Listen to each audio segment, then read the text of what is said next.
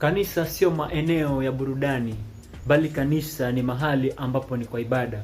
Mahali ambapo Mungu mwenyewe anajiandalia jeshi la kupigana vita hivi vya kiroho. Tazama leo, wachawi wako humo makanisani, hata wengine ni wachungaji, walevi humo makanisani, wengine ni watumishi wa Mungu, wazinzi, washerati, waizi, majambazi, wote wamo makanisani.